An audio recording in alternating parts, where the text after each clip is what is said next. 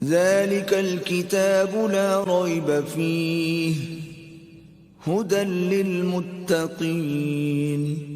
ये किताब कुरान मजीद, इसमें कुछ शक नहीं कि कलाम खुदा है, खुदा से डरने वालों की रहनुमा है। अऊज़ु बिल्लाहि मिनश शैतानिर रजीम। पनाह मांगता हूँ मैं अल्लाह की शैतान मरदूद से। बिस्मिल्लाहिर रहमानिर रहीम। शुरू अल्लाह के नाम से जो बड़ा मेहरबान निहायत रहम वाला है। यस्अलूनका अनिल अनफाल कुलिल अनफालु लिल्लाहि वर्रसूल फत्तकुल्लाह व अस्लिहू ज़ात बैनिकुम व अतीउल्लाह व रसूलहू इन कुंतुम मुमिनीन। इन्नमल मुमिनून अल्लज़ीना इज़ा ज़ुकिरल्लाहु वजिलत क़ुलूबुहुम وَإِذَا تُلِيَتْ عَلَيْهِمْ آيَاتُهُ زَادَتْهُمْ إِيمَانًا وَعَلَى رَبِّهِمْ يَتَوَكَّلُونَ الَّذِينَ يُقِيمُونَ الصَّلَاةَ وَمِمَّا رَزَقْنَاهُمْ يُنْفِقُونَ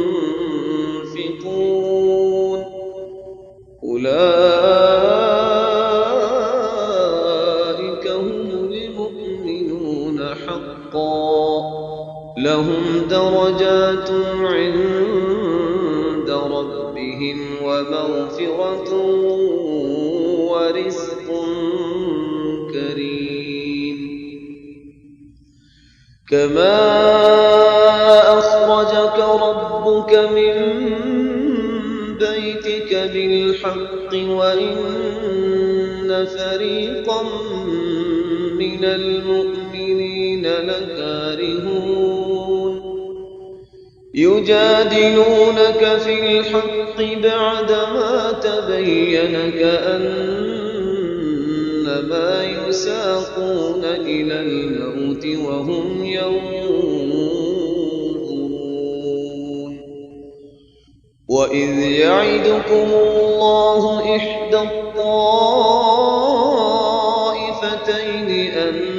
أنها لكم وتودون أن غير ذات الشوكة تكون لكم ويريد الله أن يحق الحق بكلماته ويقطع دابر الكافرين ليحق الحق ويبطل الباطل ولو كره المجرمون إذ تستغيثون ربكم فاستجاب لكم أني ممدكم بألف من الملائكة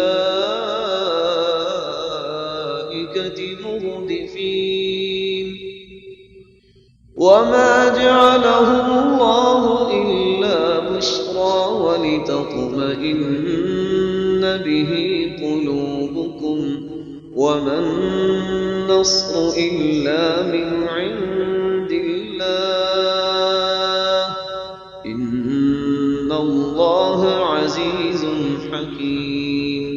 अऊज़ु बिल्लाहि मिनश्शैतानिर्रजीम बिस्मिल्लाहिर्रहमानिर्रहीम। माल गनीमत के लिए यहाँ लफ्ज़ आया अनफाल। यसअलूनका अनिल अनफाल। ए नबी, ये आपसे अनफाल के बारे में पूछ रहा है। अनफाल जमा नफल की। नफल कहते हैं किसी इजाफी शय को, जैसे नमाज फ़र्ज़ है, ये सुन्नत मुअक्कदा है, ये फ़लाँ है, ये नफल है, इजाफी है, आपकी मर्ज़ी पर है, पढ़े ना पढ़े। तो जो कि जंग में असल शय जो मतलूब होती है वो फ़तह होती है। माल गनीमत तो एक इजाफी शय, बोनस है जो मिल गया, वरना असल शय जो है वो माल गनीमत जो है पेश नज़र जंग में नहीं होती।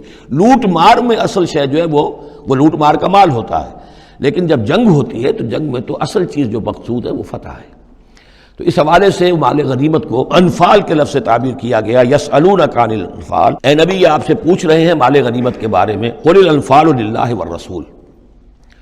پہلے تو جڑ کاٹ دی مسئلے، کہہ دیں کہ یہ الفال کل کے کل اللہ اور اس کے رسول کے ہیں، تم میں سے کسی کا کوئی حق ہے ہی نہیں، لاؤ سب جمع کر دو۔ یہ فتح جو ہے تمہارے ہاتھوں نہیں آئی ہے، یہ اللہ کی خصوصی مدد سے آئی ہے، لہذا کسی کا کوئی حق نہیں۔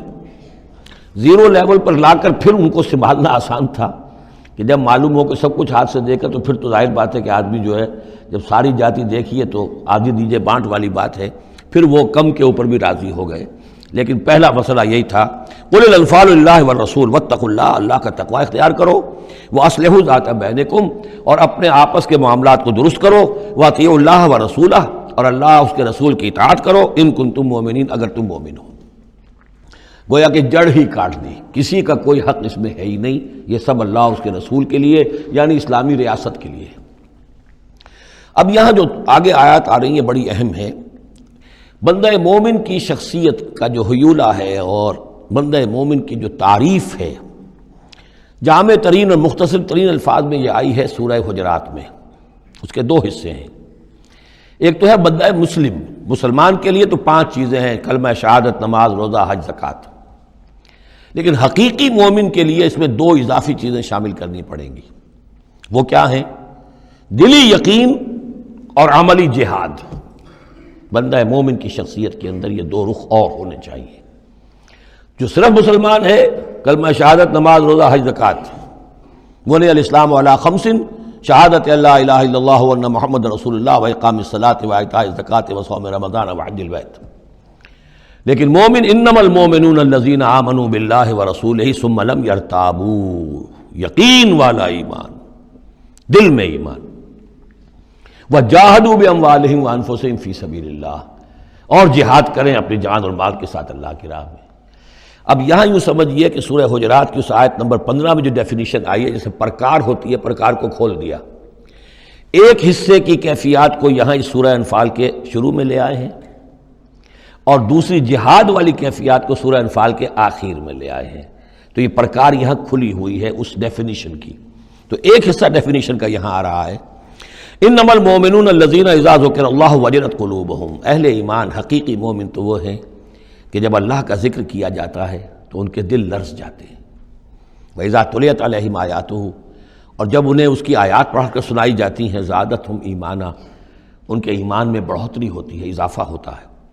وَعَلَىٰ رَبِّهِمْ يَتَوَكَّلُونَ، اور وہ اپنے رب پر توکل کرتے ہیں۔ الَّذِينَ يُقِيمُونَ الصَّلَاةَ، جو نماز کو قائم رکھتے ہیں۔ وَمِمَّا رَزَقْنَاهُمْ يُنْفِقُونَ، اور جو کچھ ہم نے انہیں دیا ہے اس میں سے اللہ کے لیے، اللہ کے دین کے لیے خرچ کرتے ہیں۔ انفاق فی سبیل اللہ مراد ہے۔ اولئک ھم المؤمنون حقا، یہ وہ لوگ ہیں جو سچے مومن ہیں، حقیقی مومن ہیں۔ لیکن نوٹ کر لیجئے یہ بھی ابھی آدھی ڈیفینیشن آئی ہے، اس سورہ مبارکہ کے آخر میں آئے گی، اور وہاں جا کے پھر یہی الفاظ آئیں گے۔ یہ آیت نمبر 74 ہے، والذین آمنوا وہاجروا وجاہدوا فی سبیل اللہ والذین آووا ونصروا اولئک ھم المؤمنون حقا لہم مغفرۃ ورزق کریم۔ اس کے بعد ایک آیت اور بعد میں ہے، سورت ختم ہو جاتی ہے۔ تو لاسٹ بٹ 1 آیت، اور ادھر پہلی کے بعد دوسری، ان 2 جگہ پر ایمان کے حقائق کو تقسیم کر کے، پرکار کو کھول کر، گویا کہ پوری سورت کو ان 2 کے درمیان میں لے لیا گیا ہے، گود میں لے لیا گیا ہے۔ ایمان کی ڈیفینیشن کے یہ 2 حصے جو ہیں ان کی گود میں۔ اب یہاں سے شروع ہو رہا ہے غزوہ بدر کا۔ کما اخرجک ربک من بیتک بالحق، جیسے کہ نکالا آپ کو اے نبی آپ کے رب نے آپ کے گھر سے حق کے ساتھ، یعنی آپ کا یہ بدر کی طرف روانہ ہونا جو ہے یہ اللہ تعالیٰ کی ایک اسکیم کا حصہ تھا، اللہ کی اپنی ایک تدبیر ہے۔ وَإِنَّ فَرِيقًا مِّنَ الْمُؤْمِنِينَ لَكَارِهُونَ، اہل ایمان میں سے کچھ لوگ اسے پسند نہیں کر رہے تھے۔ یہ کون لوگ؟ یہ ہے وہ پہلی مشاورت جو مدینہ ہی میں ہوئی ہے۔ ان میں ظاہر بات ہے مدینہ میں منافق بھی تھے، جن کا خیال یہ تھا لڑنے بھیڑنے کا، لوٹ مار کرنے کا، یہ کوئی فائدہ ہے بھلا؟ بس اچھی تبلیغ کرنی چاہیے، اچھی بات کہنی چاہیے، نیک بات کہنی چاہیے، یہ کیا طریقہ ہے؟ منافقین کا ایلیمنٹ موجود تھا جو اس کو پسند ہی نہیں کرتے تھے، اس لیے کہ جنگ کا سلسلہ چل نکلا تو ہمیں بھی جانا پڑے گا، ہماری جان اور مال کے اوپر بھی آنچ آئے گی، تو نپ دی ایول ان دی بڈ، اس سے تو بہتر ہے کہ اس کو یہیں پر ختم کرو۔ اس اعتبار سے ویسے بھی کچھ انسانی فطرت ایسی ہوتی ہے، کچھ نیک سرشت لوگ بھی ہوتے ہیں کہ آخر اس سے کیا فائدہ نکلے گا؟ ابھی کوئی خاص جو ہے قریش کی طرف سے تو اقدام ہوا نہیں تھا، ہم آگے بڑھ کر جو ہے یہ جو بات اقدام کر رہے ہیں تو آخر اس کا فائدہ کیا ہے؟ تو یہ اس قسم کی باتیں اس وقت کہی گئیں. ان فریقا من المؤمنین لکارہون، اب یہ مومنین ان میں سے اہل نفاق بھی ہو سکتے ہیں اور سادہ لوگ اور نیک دل جو مسلمان ہیں وہ بھی ہو سکتے ہیں. یجادلونک فی الحق بعد ما تبین کانما یساقون الی الموت وهم ینظرون، اور وہ جھگڑ رہے تھے آپ سے حق کے معاملے میں جبکہ بات ان پر بالکل واضح ہو چکی تھی. یہ دوسری آیت میرے نزدیک جو دوسری مشاورت ہوئی ہے مقام صفرا پر، اس سے متعلق ہے. وہ یہ کہ وہاں سے جب مکے سے آپ چلے تو اس وقت تک کسی لشکر وغیرہ کی کوئی اطلاع نہ آپ کو تھی اور نہ اس کا کوئی گمان تھا. ابھی وہ تو ایسے ہی تھا جیسے پہلے 8 مرتبہ جو ہے وہ جو ایکسکرشنز جو ہوئی تھیں، جس طریقے کی مہمات بھیجی گئی تھیں، یہ اسی طرح کی ایک مہم ہے. لیکن یہ ہے کہ آگے چل کر جب آپ کچھ دور چل نکل کے آ گئے تھے، یہاں آ کر جو ہے آپ کو وحی بھی آ گئی اور اطلاعات بھی مل گئی کہ صورتحال وہ ہو چکی ہے. ایک طرف نخلا سے روتے پیٹتے لوگ پہنچ گئے وہاں، دوسری طرف یہ کہ ادھر سے ابو سفیان کا جو ہے ایلچی پہنچ گیا چیختا چلاتا ہوا، اور 1000 کا لشکر لے کر ابو جہل نکل پڑا ہے بدر کی طرف. اب وہ بدر کی طرف آ رہا ہے، ادھر سے قافلہ بدر کی طرف آ رہا ہے شمال سے. اس وقت اللہ تعالیٰ نے فرمایا، اور یہ مشاورت جیسا کہ میں نے کہا تھا جیسے کہ حضرت طالوت نے کی تھی، ایک آزمائش اپنی فوج کی کہ جو اس دریا میں سے پانی پیے گا، سیر ہو کر پیے گا، اس کا مجھ سے کوئی تعلق نہیں. اسی طرح کا آپ نے مشاورت کا معاملہ اللہ تعالیٰ کے حکم سے مسلمانوں کے سامنے رکھ دیا. بعدما تبین کانما یساقون الی الموت، تو لوگ ایسے محسوس کر رہے تھے جیسے انہیں دھکیلا جا رہا ہو موت کی طرف. وہم ینظرون، اور وہ دیکھ رہے ہوں. ظاہر بات ہے یہ کیفیت تو کٹر جو منافق تھے وہاں پر انہی کی ہو سکتی تھی. وَإِذْ يَعِدُكُمُ اللَّهُ إِحْدَى الطَّائِفَتَيْنِ أَنَّهَا لَكُمْ، اور جب کہ اللہ تعالیٰ وعدہ کر رہا تھا تم سے کہ ان دونوں گروہوں میں سے ایک تمہیں مل جائے گا، ایک پر تمہاری فتح گارنٹیڈ ہے.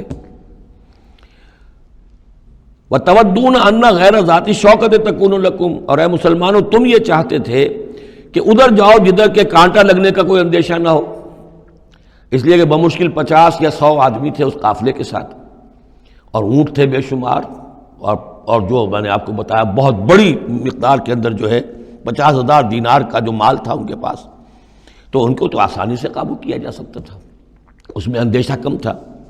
پھر دلیلیں بھی عقلی آ گئی ہوں گی کہ حضور ہمارے پاس تو کچھ ہتھیار بھی نہیں ہے، کچھ نہیں ہے، ہم تیاری کر کے مدینے سے نکلے ہی نہیں ہیں، تو اچھا ہے پہلے یہ کہ ہم جا کر ان پر قبضہ کر لیں تو ان کے ہتھیار بھی ہمیں مل جائیں گے، تو پھر لشکر سے لڑنے کے لیے ہم بہتر پوزیشن میں ہوں گے. تو عقل و منطق بھی یہ گویا کہ ان کے ساتھ تھی. وَيُرِيدُ اللَّهُ أَن يُحِقَّ الْحَقَّ بِكَلِمَاتِهِ، اور اللہ یہ چاہتا تھا کہ اپنے بات کو اپنے فیصلے کے ذریعے سے حق کا حق ہونا ثابت کر دے. وَيَقْطَعَ دَابِرَ الْكَافِرِينَ، اور کافروں کی جڑ کاٹ دے. یہ قطع دابر القوم الذین ظلموا، کافر قوم کی جڑ کاٹ دی گئی، جو ہم پڑھ کر آئے سورہ اعراف میں. اللہ کا ارادہ یہ تھا اگر عام جو دنیاوی قواعد و ضوابط ہیں، فزیکل لاز ہیں، اس کے تحت یہ ہوتا تو اتنی بڑی بات ہی نہ ہوتی. اسے یوم الفرقان بنانا تھا کہ نمایاں ہو جائے کہ اللہ کس کے ساتھ ہے، حق کدھر ہے. اور یہ اسی وقت ہو سکتا تھا جب کہ یہ کنٹراسٹ برقرار رہتا کہ بے سر و سامان 313 گئے ہیں اور کیل کانٹے سے لے 1000 کے ساتھ ان کا مقابلہ ہوا ہے، اور پھر انہیں اللہ نے فتح دی ہے. لہذا اللہ کی مرضی کچھ اور تھی. یرید اللہ ان یحق الحق بکلماتہ ویقطع دابر الکافرین، اللہ چاہتا تھا کہ اپنی باتوں کے ذریعے سے حق کا حق ہونا ثابت کر دے اور کافروں کی جڑ کاٹ دے. یہ یحق الحق، تاکہ سچا ثابت کر دے حق کو، سچ کو، ویبطل الباطل، اور باطل ثابت کر دے باطل کو، باطل ہونا اس کا ثابت ہو جائے. ولو کرہ المجرمون، خواہ یہ مجرموں کو کتنا ہی ناگوار ہو. استستغیثون ربکم، یاد کرو جب کہ تم اپنے رب سے استغاثہ کر رہے تھے، دعائی دے رہے تھے کہ اللہ اب ہماری مدد فرما. فاستجاب لکم، تو اللہ نے تمہاری دعا کو قبول کیا تھا. انی ممدکم بألف من الملائکۃ مردفین، کہ میں تمہاری مدد کروں گا 1000 ملائکہ سے جو لگاتار آئیں گے، پے بپے آئیں گے. 1000 کا لشکر آیا ہے نا، تو 1000 فرشتے ہم تمہاری مدد کے لیے بھیج دیں گے. وما جعلہ اللہ الا بشرا، اور اللہ نے اس کو نہیں بنایا مگر تمہارے لیے بشارت. وَلِتَطْمَئِنَّ بِهِ قُلُوبُكُمْ، اور تاکہ تمہارے دل مطمئن ہو جائیں. وَمَا النَّصْرُ إِلَّا مِنْ عِنْدِ اللَّهِ، اور مدد تو اللہ کی طرف سے ہوتی ہے، فرشتوں کو بھیجے بغیر بھی وہ مدد کر سکتا ہے. کن فیکون کی شان کے ساتھ وہ جو چاہے کر دے. لیکن یہ کہ تمہارا جو اپنا ایک سوچنے کا انداز ہے بر بنائے طب بشری، تمہاری تسکین کے لیے ہم نے یہ شکل کر دی کہ 1000 دشمن آ رہا ہے تو 1000 فرشتہ تمہاری مدد کے لیے ہم بھیج دیں گے. ان اللہ عزیز الحکیم، یقیناً اللہ تعالیٰ سب زبردست ہے اور حکمت والا. بارک اللہ لی ولکم فی القرآن العظیم ونفعنی وإیاکم بالآیات والذکر الحکیم۔